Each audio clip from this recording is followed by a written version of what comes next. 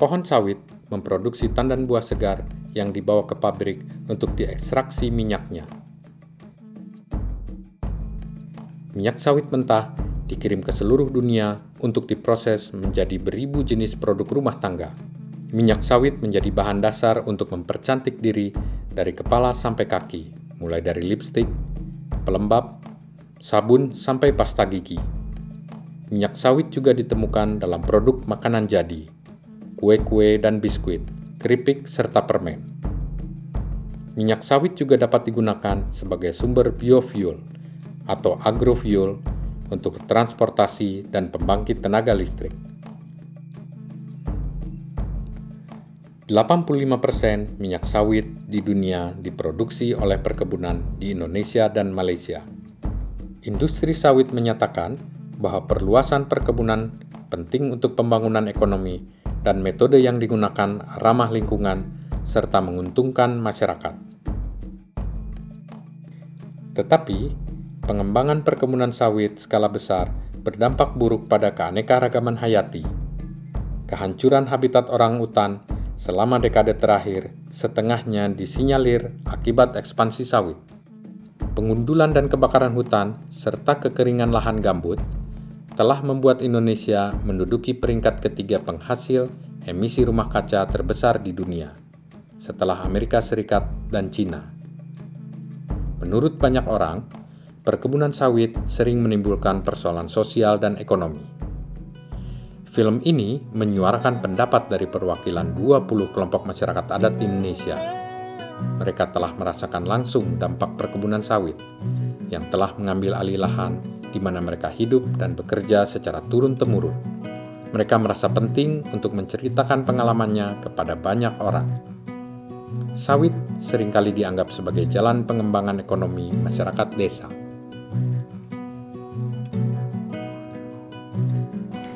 Kalau kalian bapak-bapak ibu masuk perusahaan, masuk sawit, hidup bapak akan bahagia, akan sejahtera. Rokok Cakra diganti Surya, minum air aqua diganti Coca-Cola, anak bapak ibu bisa belajar ke Amerika. Begitu kampanyenya, kata-kata yang enak dan menghanyutkan bagi orang yang tidak mengerti. Berbagai contoh kasus memperlihatkan bagaimana masyarakat diberikan informasi palsu mengenai luas lahan plasma yang akan mereka dapatkan, jumlah hutang yang harus mereka tanggung, harga hasil panen, rencana pembangunan jalan, serta berbagai manfaat lainnya. Selain itu, banyak petani plasma juga terjerat hutang yang cukup besar kepada perusahaan sewaktu membangun kebun sawitnya. Plasma itu Pak, pengalaman saya itu kita diberikan harga 60 lebih juta itu setelah kita angkat kredit. Itu pemotongan selama 10 tahun ke atas. Dia ngelihat hasil produksinya Pak. Sementara punya saya sekarang udah berjalan setahun. Hasil yang kembali ke saya paling tinggi 150.000 per bulan. Itu udah iya, satu kapling. Itu song ya Pak. Setelah dipotong kredit, pemupukan, dan perawatan dan transportnya. Dulu bisa sekolah, bisa nyekolah anak-anak, kalau sekarang ya susah, sudah ndak bisa. Betul di sawit ini tapi ndak seberapa anunya. Untuk makan aja kurang mungkin, kalau lahan satu aja. Ribuan petani plasma terjebak dalam lingkaran hutang sampai puluhan juta rupiah. Perusahaan juga mengiming-iming masyarakat adat untuk mendapatkan pekerjaan di kebun sawit. Nggak usah mikir kerja lain lagi, nggak usah mikir ladang, nggak usah mikir segala bahan lain, nggak usah mikir segala kerja karet, itu kerja di perusahaan.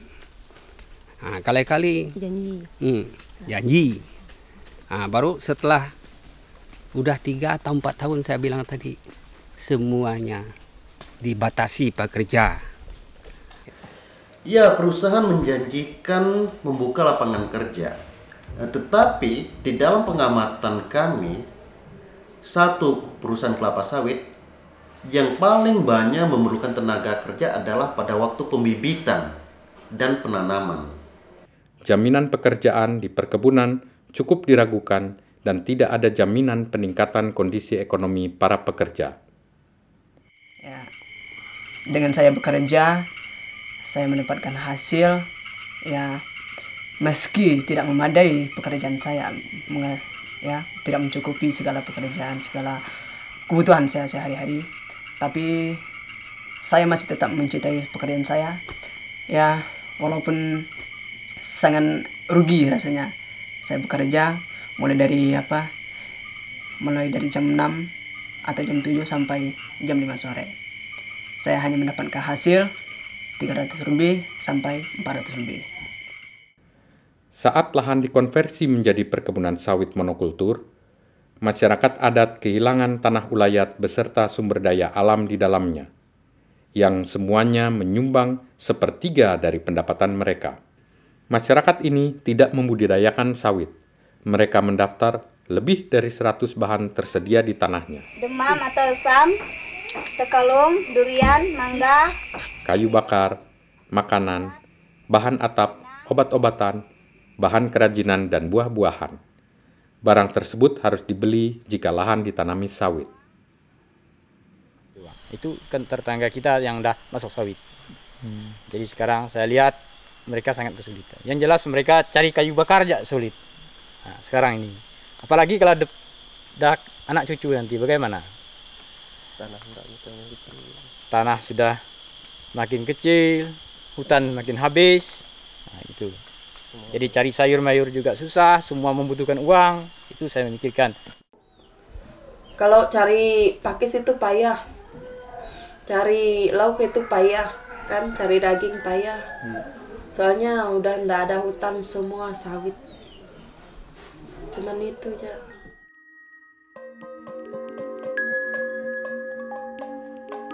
Indonesia merupakan negara yang memiliki cadangan air melimpah. Namun, banyak penduduk yang hidup di daerah perkebunan sawit kekurangan air. Kalau dulu masih kurang sawit, kalau air sungai masih dalam-dalam, sekarang udah dangkal ya. Ada dampak nyata itu. Kalau dulu di hutan-hutan, kalau baru 1 bulan atau 1,5 bulan kemarau masih banyak kita temukan sungai-sungai kecil. Tapi kalau untuk zaman sekarang 1 bulan lebih udah mungkin kecil kali sungainya ya, udah dangkal ya, bahkan kering kali. Pengundulan hutan dan pemadatan tanah mempercepat kekeringan air. Resiko banjir meningkat selama musim hujan. Di musim kemarau, sungai-sungai mengering dengan cepat. Menggali saluran air lebih dalam akan mengeringkan lahan dan sungai.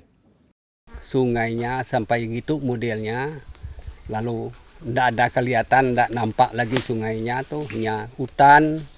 Itu gara-gara parit oleh pekerjaan sawit.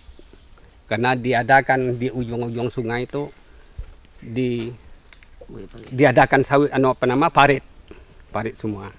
Itu maka sungai itu, dan lagi udah bekas-bekas ladang dan bekas-bekas pekerjaan tuh, itu sungai itu tidak nampak lagi. Itu kayak terjadi macam ini. Selain kekurangan air, masyarakat juga terkena dampak pencemaran sumber air. Sumber-sumber industri sawit mengakui bahwa pembuangan pestisida dan bahan kimia seperti polusi dari limbah buangan mencemari air di perkebunan sawit. Saya sendiri itu orang limbah. Jadi saya sangat membantu perusahaan waktu itu karena saya itu memakan gaji. Kalau muncul musim hujan, nah itu limbah dari kolam langsung masuk ke sungai. Itu saya kerjakan itu tengah malam dan tidak diketahui oleh orang kampung. Nah itu pekerjaan saya. Ini hasil limbah dari CPO perusahaan. Jadi dan bau sekali, baunya kayak bau kotoran manusia. Limbah pabrik membawa dampak buruk bagi kesehatan masyarakat dan mencemari sungai tempat mereka bergantung. Pada setiap hari musim hujan, jebol air mengakibatkan ikan dan binatang yang besar, lele ikan seperti labi-labi, itu penyu, juga mati. Itu terjadi pada pencemaran air yang di pabrik minyak kelapa sawit. Dan masalah limbah ini, sekitar 7 km punah ikan tersebut. Sekarang mau nyuci saja kalau umpama mandi, kulit ini berkuman. Dan luka-luka lah gitu, seperti gatal-gatal gitu. Mantan Sekjen PBB, Kofi Annan, menyatakan pencemaran air adalah penghinaan terhadap martabat manusia dan menyebut air bersih merupakan hak asasi manusia yang mendasar. Menurut masyarakat, banyak perusahaan sawit melanggar hak asasi mereka dalam mendapatkan air bersih.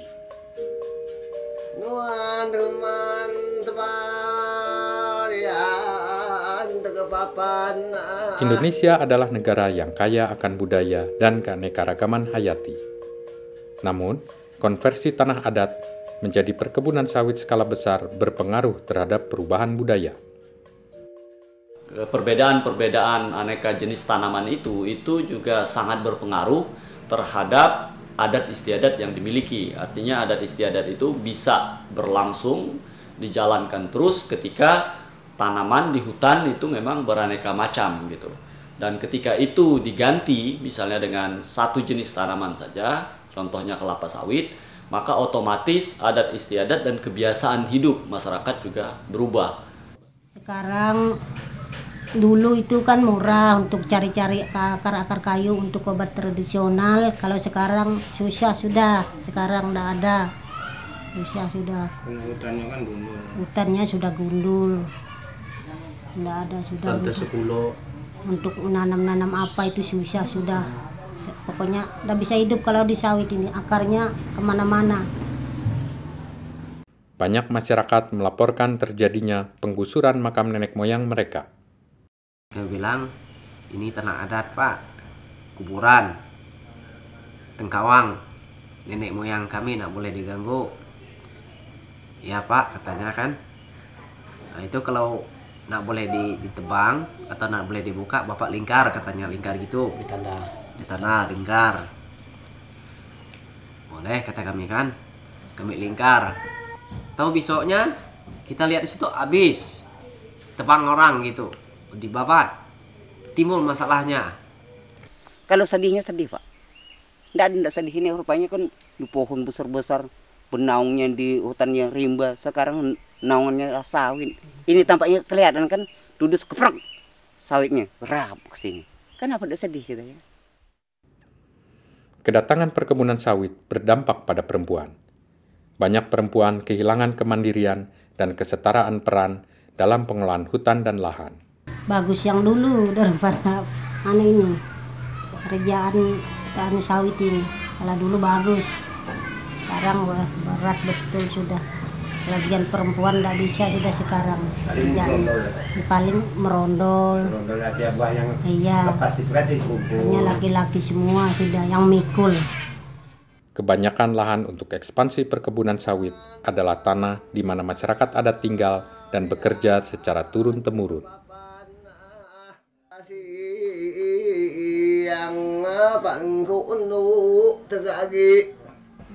Jadi dia berkata, katanya bapak katanya sudah ada sertifikat kah? Satu pokok durian sudah jadi surat sertifikat.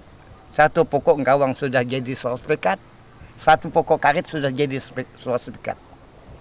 Saya asli orang mundi-mundi di sini. Nenek kakek saya dulu menahan tanah ini sampai membunuh tambah sebubang-sebubang. Di sini dulu. Kami nahan tanah ini. Saya tidak mau diganggu orang lain. Apalagi kalau pusaka-pusaka masuk, kami tidak terima. Ini aja, Pak.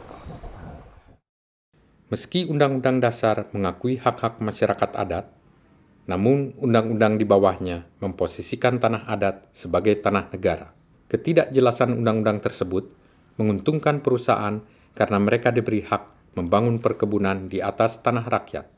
Untuk mendapatkan izin, perusahaan harus meyakinkan masyarakat agar melepaskan klaim mereka atas tanah selama-lamanya.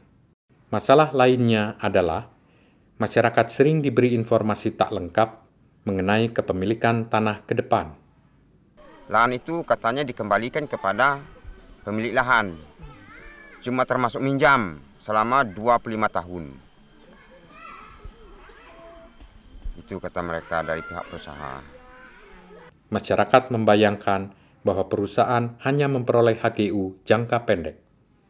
Padahal, dalam Undang-Undang Perkebunan yang baru, mereka bisa memperoleh HGU sampai 90 tahun. Setelah HGU dihentikan, tanah perkebunan dikembalikan kepada negara, bukan kepada masyarakat. Menurut banyak orang, korupsi dan intimidasi juga digunakan untuk memaksa masyarakat agar menyerahkan tanah mereka. Cara merampok ya tanah masyarakat itu hukum tidak berjalan. Korupsi sangat merajalela di Riau. Gubernur, bupati, camat, kepala desa dan juga tokoh adat mau dibeli oleh perusahaan gitu. Dan kalau ada kasus atau ada yang melawan, perusahaan bisa suruh polisi supaya masyarakat ditangkap sehingga diadili dan juga dipenjara.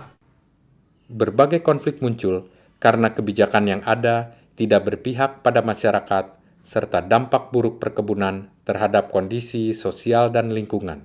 Ini tanah masyarakat semua ini diserobot. Itulah sampai menimbulkan karena mempertahankan tanah inilah bapak yang kami dua tuh meninggal, diculik. Karena mempertahankan tanah inilah yang dekat pabrik ini. Itulah yang jadi korban dua. Nggak tahu siapa pembunuhnya. Tanpa ada usutan sampai sekarang. Bapak harus menyerah. Kalau bapak tidak menyerah, ya bapak menghalangi penghijauan. Ini hak negara, bukan hak bapak. Nah, kami katanya apabila tanah yang tidak ada tanam tubuh itu hak negara. Walaupun sekalipun tanah pekarangan atau sekalipun tanah yang bapak kerjakan, kami tidak mengaku. Ini tanah negara, dia bilang. Ini kami ambil. Apabila bapak menghalang, kami akan dipenjarakan bapak. Wah, kami merasakan apanya orang kecil. Kami takut dengan baju hijau, baju kuning itu kami menyerah. Lalu saya katakan, seandainya kalau digarap semuanya ini bagaimana Pak dengan kami yang mempunyai wilayah dan kami penghuni di sini? Menurut LSM Sawit Watch, sampai dengan tahun 2008, di Indonesia terdapat 576 konflik yang terkait dengan perkebunan sawit. Indonesia tidak sendiri dalam konflik terkait perkebunan sawit. Malaysia juga memiliki puluhan kasus pengadilan terkait konflik antara hak adat atas tanah dan perluasan perkebunan sawit. Di Kolombia, kelompok bersenjata dituduh telah mengancam dan membunuh petani untuk pengambil alihan lahan untuk perkebunan sawit.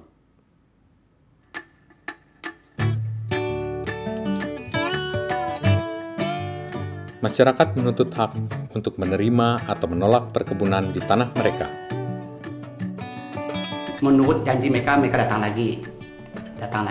Jadi mereka sudah siap. Kalau mereka datang, kami tebang kayu, kami lintangkan jalan buat penghambatan. Masyarakat itu siap. Yang sebetulnya sudah forum semua masyarakat di desa, baru saya ingin untuk masukkan proyek, tapi dia setuju, sudah sepakat dari masyarakat. Namun kalau tidak sepakat dari masyarakat, termasuk ketua PPD, kepala desa, namun saya tidak terima. Masyarakat adat mengembangkan alternatif selain sawit, seperti memperbaiki pemasaran komoditas lokal, mengembangkan usaha untuk menjual produk hutan non-kayu, dan mengelola hutan berbasis masyarakat. Beberapa langkah harus diambil agar masyarakat adat dapat memilih model pembangunannya sendiri dan menghentikan kerusakan lingkungan. Hal tersebut termasuk pengakuan pemerintah atas hak masyarakat adat atas tanah, perlindungan hak-hak masyarakat untuk menerima atau menolak perkebunan sawit di tanah mereka, menghentikan penebangan hutan dari wilayah bernilai konservasi tinggi untuk perkebunan kelapa sawit, tidak menggunakan minyak sawit untuk agrofuel atau biofuel. Terakhir, menghentikan ekspansi perkebunan sawit sampai semua konflik diselesaikan.